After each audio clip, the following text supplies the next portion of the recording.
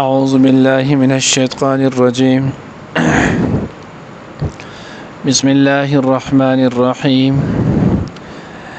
الذين استجابوا لله والرسول من بعد ما أصابهم القرح للذين أحسنوا منهم واتقوا أجر عظيم الذين قال لهم الناس إن الناس قد جمعوا لكم فاخشوهم فزادهم إيمانا وقالوا حسبنا الله ونعم الوكيل فانقلبوا بنعمة من الله وفضل لم يمسسهم سوء واتبعوا رضوان الله والله ذو فضل عظيم إنما ذلكم الشيطان يخوف أولياءه فلا تخافوهم وخافون إن كنتم مؤمنين. نانی درس کے انشاءاللہ العزیز سورة آل عمران پارہ نمبر 4 رکوع نمبر 18 آیات نمبر 172 73 74 75 سلور آیاتونه چې نو اب ویل کېږي. الذين استجابوا لله والرسول من بعد ما اصابهم القرح. د شان نزول چې نو هغه تفاسیر لیکل تمام تفاسیر تقریبا یو شانتي. هغه چې کله حضور علیه الصلاۃ والسلام چې نو هغه غزوه احد لاړو چې د کمی تذکرہ تفصیلا چې نو هغه 13 شوله. بیا په دغه غزوه کې مسلمانانو ته چنانو ابتدایي تور باندې چنانو فتح او بیا د غینه اورستو هغه فتح چنانو په شکست بدل شول. نو د دورانیه کې چنانو کفارو ته الله پاک چنانو هغه لګ غلبه ورکړه. خدای باوجود هغه کفار بیا هم چنانو میدان پرې خو دو وتختیدلو. نو کله چې د میدان پرې خو دلو وتختیدلو نو مخکې مونږ ویلو چې صحابه کرام رضوان الله تعالی اجمعین د هغه زخمونو سره په هغه پسې بیا هم اته میله چې نو داغه تعقب کړه اوس غلولي ولو نو دا حق قضیه دی. نو دی چې نو هغه دغه زین روان شو اته میله فاصله باندې حمراء الاسد چې نو هغه نوم دی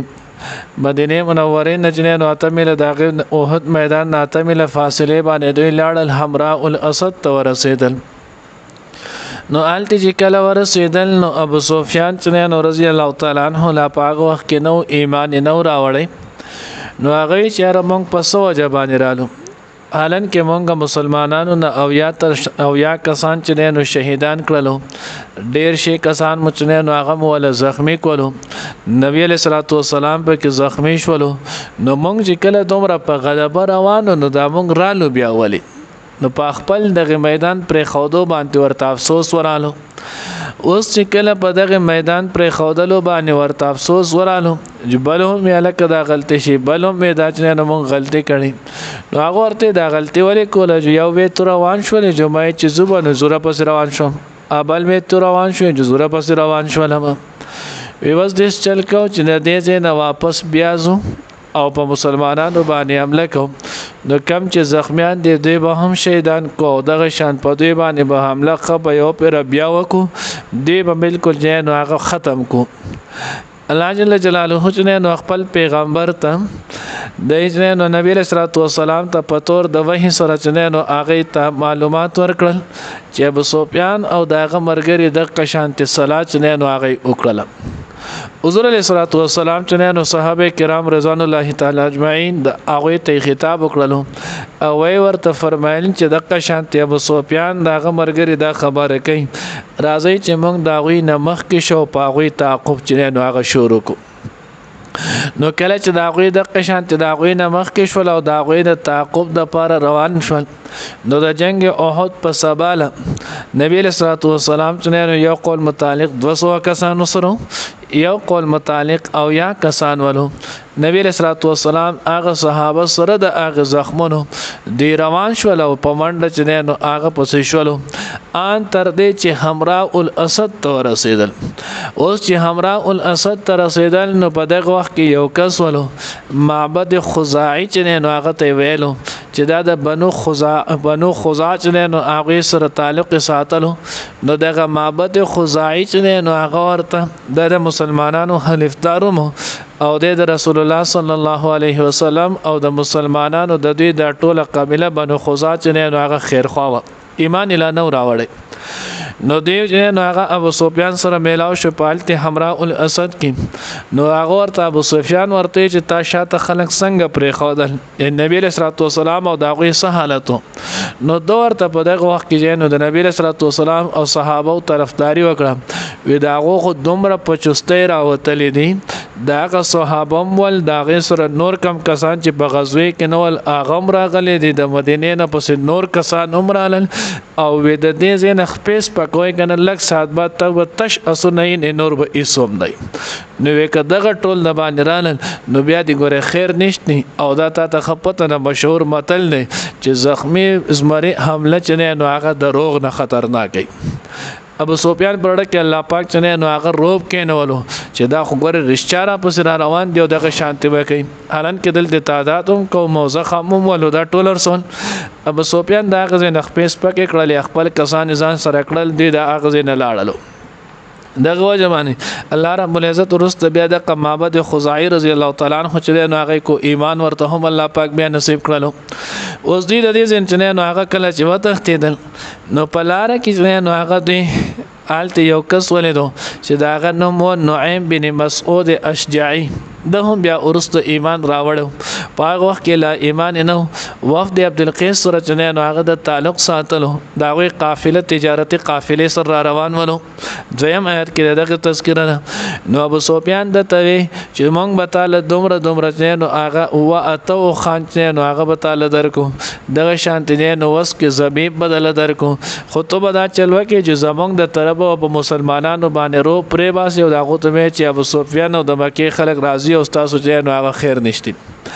د چې نو هغه رالو د ویزه صحیح شول د چې نو نبی له صلوات والسلام او مسلمانانو سره چې کوم میلاو شو نو دا غوي ته دا خبر وکړه چې د قشان ان الناس قد جمعوا لكم خلق را غون شوی د مکه کفار او دا غوي چې نو تاسو نه بدل اخلي د بدر غصې هم دا د اوهد هم دا وز دا غوي د الټ د دغه کس په اولټ د خبر وکړه د جل کله چې مسلمانانو ته دا خبر وکړه نو الله وی فخشو هم دی رول داغنه فزادهم ایمانه صحابه او دا غوي سره ایمانی جذبه نور هم سیوا شول هغه وی قالو حسبنا الله ونعم الوکیل زمونږ د پاره الله جنې نو هغه پوره دی چې هغه بهترین کارساز دی مونږ د الله په ذات باندې یقین شته د الله ما سمام په جبل چا باندې یقین نشته وې د وخت کې صحابه کمال ایمان ته اشاره ده د په دغه سخت کې هغه الفاظ وی چې کم الفاظ حضرت ابراهیم علیه السلام په انتهایی سخت حالات کې ویلول کله چې نمرودیانو ابراهیم علیه السلام د پاره ور بل کړلو او بیا دغه نه اورستو دا غوي چې حضرت ابراهیم علیه السلام ورته تاوهلو چې دغه وخت نه هغه سړی منجنیق چې نو هغه جوړ کو او په دغه منجنیق کې چې نو ابراهیم علیه السلام کېنو کمیس مبارک چې نو هغه دلری کړلو او هغه ورته چولو نو جبرئیل امین چې نو په منډه باندې رالو او وی ورته کستا مونږ ته ضرورت نه وایا حضرت ابراهیم علیه السلام یې زمایت ضرورت نشته به وی کستا ضرورت نه نو باندې سیوا چې مونږ ته وای چې الله ته دا ورته الله زما په حال باندې عالم دی الله پاک ما اینه زما چې نو هغه تاسو ته ضرورت نشته الله چې نو هغه ما اینه حسبی الله زما د پاره الله چې نو هغه کافی دی چې هغه الله بهترین کارساز دی نو دغه شانت صحابه چې نو هغه په دې وخت کې اق جمله ویله دی حسبنا الله ونعم الوکیل الله وی فنقلبوا بنعمت من الله وفضل دی واپس ول د الله پاک په نعمت سره وفضل او د الله رب العزت چې نو په فضل سره لم يمسسهم سوء نعمت چې نو هغه داولو چې دی سره دغه مثبته سره د هغه تکالیف او د زخمونو بیا هم میدان جهاد تلاړل نو آلته د الله نعمت داو چې د دې سره دشمن مقابله ونکړه وفضل او د الله فضل چې نو هغه داولو دی چې کله میدان ته ورسېدل نو په دغه چې نو حمراء الاسد کې دغه ځکه د عبد قیس چې نو هغه تجارتي قافله روانه او هغه تجارتي قافله کې صحابه آلت درې ورځې انتظار دا غوي کولو نو آلت هغه انتظار وکړو په هغه انتظار کې ته دا غوي سره اغستل خرڅول چې نو هغه وکړل په هغه کې ورته ډېر شي چې نو هغه منافع پاتې شول نو الله وی وفضل د الله د طرف چې نو فضل ورته ملاو شو لم يمسس هم سوء چې دا غوي ته یو خاص چې نو هغه هم تکلیف ونرسېدو وتبعوا رضوان الله او دا اندر دې دوانو د لې نعمت چې نو هغه ورته ملاو شو د الله پاک رضا چې په دغه مشکل حالت کې د الله رب العزت چې نو رضا ته غاړه کې خو دا د الله د پیغمبر خبره ته چې نو غاړه کې خو دا نو الله دې راضي شولو نو ځکه الله وی وتبو رضوان الله دې د الله د تابعداري چې نو هغه د الله پاک د رضا منتیا تابعداري وکړه والله ذو فضل عظیم الله وی دا قانون صرف د صحابه او د پاره نو دا د هر چا پر دی ځکه الله د لوی فضل چې نو هغه خاوند دی نو چا دې هم د صحابه په شانتي د دین اسلام د لپاره قرباني نو وکړه دا کوئی سره بد الله رب العزت داسې مدد شامل حال شي لکه کم مدد چې د صحابه سره ولو انما ذالکم الشیطان یخوف اولیاء وذا دویم کسو نعیم بن مسعود اشجعی چې کم داغه د الت د کافرو د طرف رالو مسلمانان یې رول الله رب العزت داغه نه تعبیر وکړو په شیطان سره الله دا خبره چې نو هغه د شیطان د یو خوف چې د او یری تاسو لره اولیاء او د خپل دوستانو نه نو شیطان دی او د شیطان کار هم د مسلمان چې نو هغه مغلوبه کول نه او دغه کافر هم دي سي کوي نو ګویا چې د دغه کار کې د مسلمان چې نو په مغلوبه کول او دغه په خویول کې د پشان چې نو هغه د شیطان نه چې خپل دوستان نه تیری فلا تخافوهم پس تاسو دا غوی نه مې ریږي وخافوني الله زمانه ویریږي ان کنتم مؤمنین کچری تاسو مؤمنان یې کامل ایمان والے نو صرف زما یې رب خپل ځړه کې کېږي زما د یری نه ما سیوا چې نو هغه بل یې رمک دی اوس حضرات لیکي چې خوف ست ویل کېږي یره ست ویل کېږي نو وای یره چې نو هغه دې ته نو ویل کېږي چې یو سړی جاړي ډېر